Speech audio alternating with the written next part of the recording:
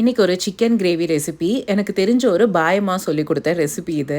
நமக்கு தெரிஞ்சவங்க நம்மளை இன்ஸ்டாவில் ஃபாலோ பண்ணிவிட்டு நம்ம ரெசிபீஸை அப்ரிஷியேட்டும் பண்ணிவிட்டு அவங்களுக்கு தெரிஞ்ச ரெசிபியை நமக்கு சொல்லிக் கொடுத்து இதையும் ஷேர் பண்ணு அப்படின்னு கேட்கும்போது சந்தோஷமாக தான் இருக்குது இல்லை? ஸோ அப்படி அவங்க ஷேர் பண்ண ரெசிபி தான் இது. நானும் ட்ரை பண்ண ரொம்ப நல்லா இருந்தது. ஒன்றும் கிடையாது, ரெகுலராக நம்ம பண்ணுற சிக்கன் கிரேவி தான். அதில் மட்டன் மசாலா ஆட் பண்ணி பண்ண சொன்னாங்க. ரொம்ப சூப்பராக வந்துருந்துச்சு. எண்ணெய் காஞ்சதும் கரம் மசாலா ஐட்டம், வெங்காயம், இஞ்சி பூண்டு பேஸ்ட், பச்சை மிளகா, தக்காளி இதெல்லாம் நல்லா வதக்கிட்டு மஞ்சத்தூள், மிளகாய்த்தூள், மல்லித்தூள், கலருக்காக நான் கொஞ்சம் காஷ்மீரி மிளகாய்த்தூள் ஆட் பண்ணேன். அது ஆப்ஷனல் தான்.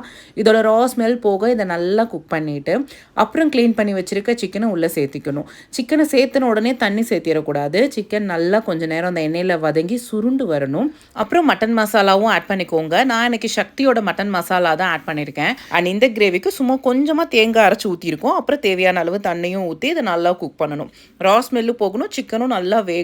அந்த அளவு குக் பண்ணிவிட்டு ஃபைனலி கொத்தமல்லி, புதினா தலை தூவி ஸ்டவ் ஆஃப் பண்ணிட்டோம் அப்படின்னா அவ்வளோதான்.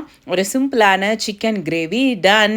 இந்த மட்டன் மசாலா யூஸ் பண்ணங்காட்டி கொஞ்சம் வேறு ஃப்ளேவரில் சூப்பராக இருந்தது. இது ஆக்சுவலி ஒயிட் ரைஸை விட பிரியாணிக்கு தொட்டுக்கிறதுக்கு தான் ரொம்ப நல்லா இருந்தது. ஸோ பிரியாணிக்கு ஒரு சைட் டிஷ் ட்ரை பண்ணணும் அப்படின்னா இதை கண்டிப்பாக ட்ரை பண்ணி பார்த்துட்டு எப்படி இருந்ததுன்னு சொல்லுங்கள்.